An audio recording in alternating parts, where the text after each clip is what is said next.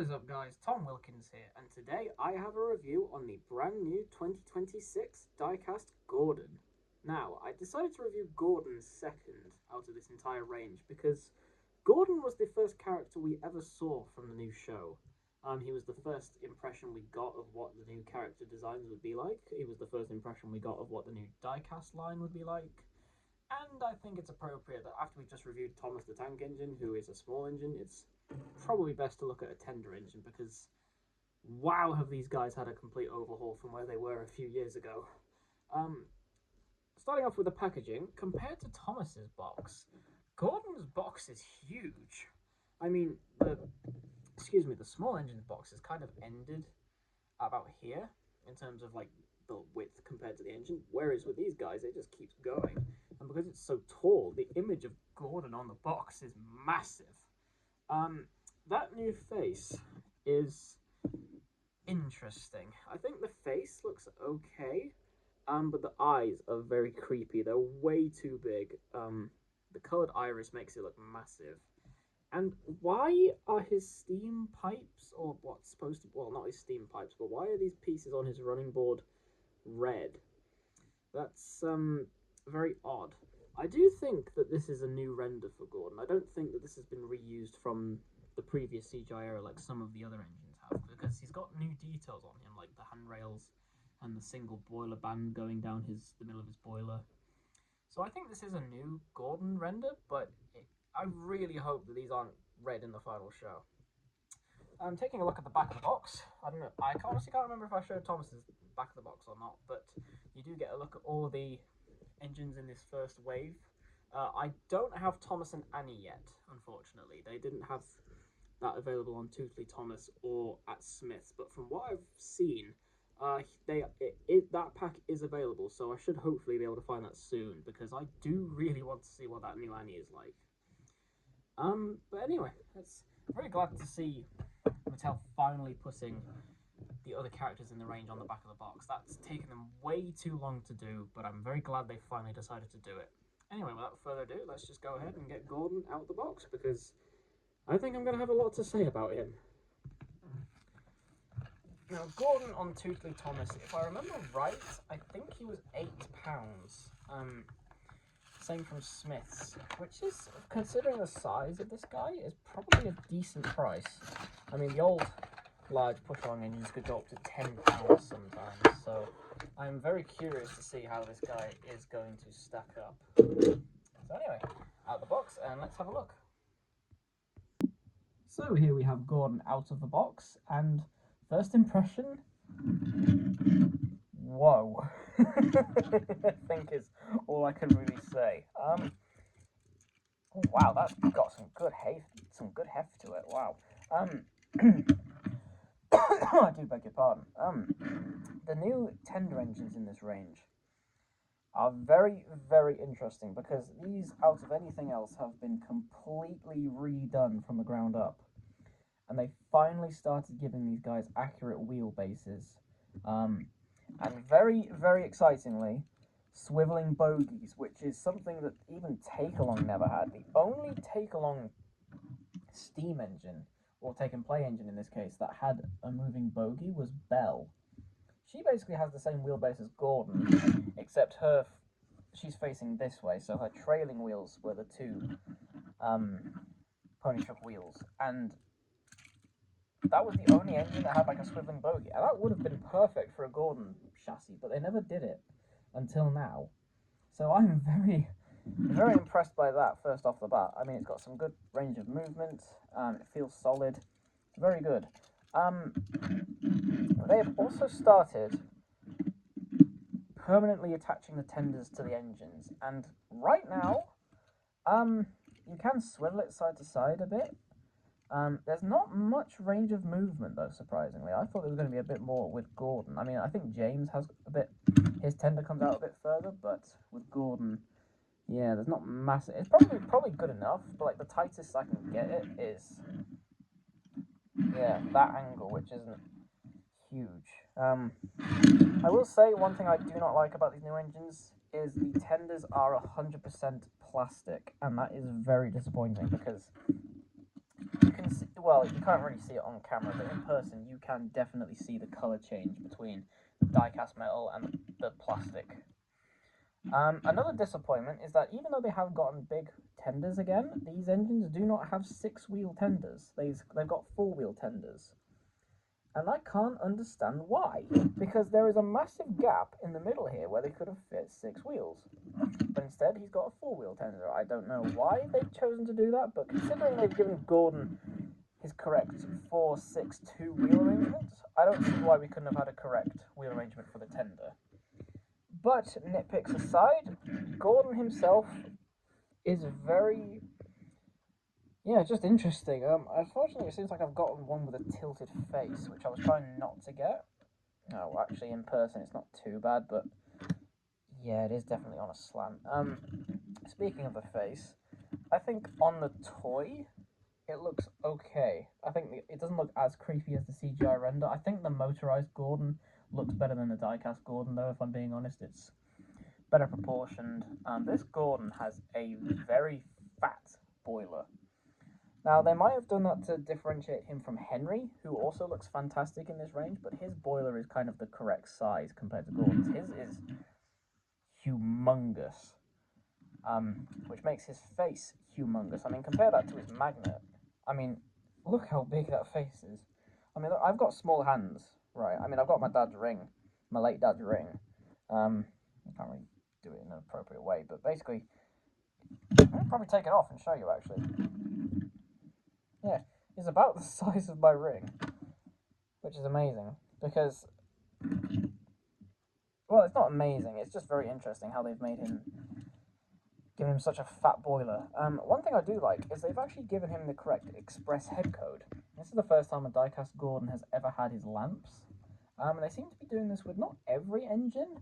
Excuse me, Thomas, Percy, and James and Oliver have lamps on their footplate, but I don't think Henry does. That could be because they never gave him, they never updated his head code in CGI, which they didn't really need to be fair. But it's just interesting, because so far Gordon is the only one to have 2 lamps on his footplate. Still no painted buffers, that is disappointing, but I mean, at this point, we're all accustomed to it. This is incredible, considering where we were in 2019, let's say, where the merchandise was so squished, so cheap, that Gordon back then didn't even have his correct wheel arrangement. He had 6 wheels, he had spread across his whole body was squished together, and he just looked terrible. And now we have a Gordon that actually, it's not perfect by any means, but this looks leaps and bounds ahead. Like, this definitely looks, I believe that this was designed by the guy who works on the Cars team, because I think that was the rumor. These guys have been designed by the same guy who works for the Cars line, and I think I believe it, yeah. Taking a look at his cab, I don't remember if I talked about the rivet detailing on Thomas, but I will show him in a minute. They have updated these engines with rivets along the side, and compared to the CGI models, when they got the rivet updates, these look very good. He's got some rivets going on his wheel arches, which I don't really like, but on his cab, it's kind of hard to see, but on his cab, there's a little square of them, and then they're going up the side. And it's very tasteful, it's not overbearing. He does have them on his tender as well, just on the top and bottom, again, not overbearing at all. I'm not a big fan of the way the magnet just kind of pushes through the tender, and also he has no rear buffer beam, which is a shame, because he does have rear buffers, but they are very, very small, dinky little bits of plastic just sticking out the end. The tenders are very cheap in this range, I'm afraid. The coal load as well isn't the best. Thomas's coal load was fairly realistic textured, and this one isn't. It's also just molded as part of the same piece, rather than being a separate piece. It's all one part of the tender, so you can't really remove it, which is a shame. But that is something that the motorized engines do. They have removable coal loads, which is an interesting choice. I would have liked to see Gordon have an open cab in this range. I don't know if any of the engines will, but I would have liked to have seen open cabs in this range, because I think with this amount of detail, you could definitely get away with it. But, again, it's not the end of the world. Speaking of the cab, he has no. There's no way, as far as I'm aware, to detach him from his tender without taking his body apart, which I'm going to do anyway to customize, because I'm going to customize all these engines. But yeah, the attached tender is certainly a choice. It's just held in with a plastic rod, and it does, again, have a fair range of movement. I think it's a decent idea to keep these permanently attached, that way you don't lose them. It's very reminiscent of Urkel, except this is better because it's a separate piece, so it's not stuck on the body. He's not moving around like this on the tracks. Unfortunately, he does have cylinders on the bottom of his chassis, but they are not painted. They also don't line up, which is really bugging me, because on his CGI model, you can clearly see that his cylinder lines up perfectly in between his steam pipe, and it doesn't on this one, which is a shame, because they got it right with Henry in the 2025 80th anniversary merch, where it was in the middle and it was a separately fitted piece going through the footplate. I wish they would have carried on with that here and made it all one piece connected to the steam pipes going through. I don't know why they didn't do that. So that's a shame, but again, it's not the end of the world. I'm sure I can figure it out. I think the only thing to do really now is to compare him to Thomas, who you will notice I have already customized. I've taken him apart and painted up the funnel, painted up the whistle, the running board, lamp on the back and front, and done his buffers. Because one interesting thing about this new range is that they are, well, about the new show in general, it seems, they are making the engines who are the same colour different shades. So Thomas is the same old blue we all know and love, but then Gordon has a much darker shade of blue. I don't know how I feel about that with certain characters in the range, but I think for Gordon, it actually works pretty well. Now again, the motorized Gordon does the same thing with the darker blue colour, but I don't know in the show how it's going to look, because we still haven't seen anything from the show besides that 6-second teaser clip. So I don't have anything to go off of, but if this is the route they're going to take, I can get used to it. It's not distractingly different. It's this, it makes Gordon look like he's a bigger, older engine when he's got a darker color than Thomas does, and that's probably the point. They are probably going to make the younger engines.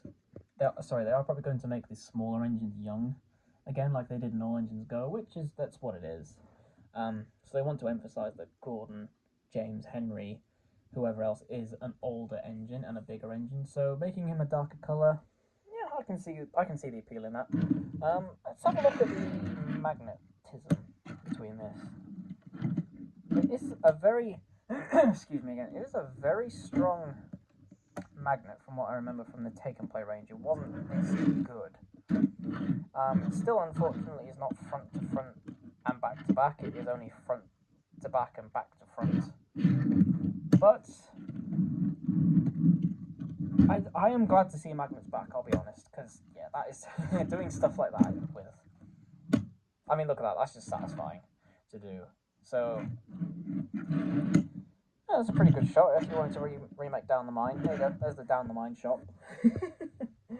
In terms of size, Gordon is pretty, actually, in person he looks a lot better scaling wise next to Thomas. I was scared that Gordon was going to be too short height wise, but no, he actually fits in pretty well.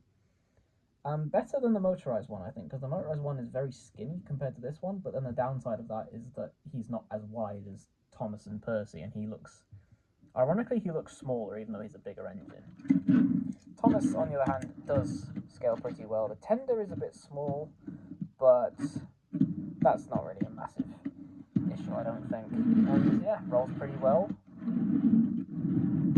and just works. So yeah, I have to say, in terms of Gordon in this new range, I am impressed. I do have, like I said, some nitpicks with the large face and the face design in general, and some of the unpainted details. And the biggest downside for me is the tender. The tender should, at the very least, have a die-cast chassis if they're going to make the body plastic, because I know Toby has a plastic body but a metal chassis. They should have done that with the tenders if they were going to make them plastic. Also, there is no excuse to not have the middle wheel. There just isn't. If you're going to make Gordon completely accurate with all his wheels, then he should have a 6-wheel tender. But other than that, I am very impressed with this new Gordon. This is a massive step up from where we've been from the past, what, 13 years at this point? So I am very much looking forward to seeing the other tender engines come out in this range. I'm looking forward to Hero so badly, and if we are graced with Flying Scotsman in this range, I will be thoroughly happy. But yeah, I'm definitely more positive with Gordon than I was with Thomas, because I feel like we've had quite a few good diecast Thomases, but besides All Engines Go, which was a different beast entirely, we have not had a good diecast Gordon since 2013. So I am very impressed to see this Gordon being as good as it is. Again, I'm not going to do a rating for this engine because I just find that a bit arbitrary. But I think if you see this guy in shops, pick him up, definitely. I think these new toys should hopefully be doing gangbusters. I want to see them doing well so that this new show does well. And I'm very excited to see where this range goes. If this is the standard of quality we have in the range now, I am very excited to see any new characters that come out next year. So yeah, if you see Gordon in the shops, go ahead and pick him up. That's all I have to say, really. So thank you very much for watching, and I'll see you in the next one.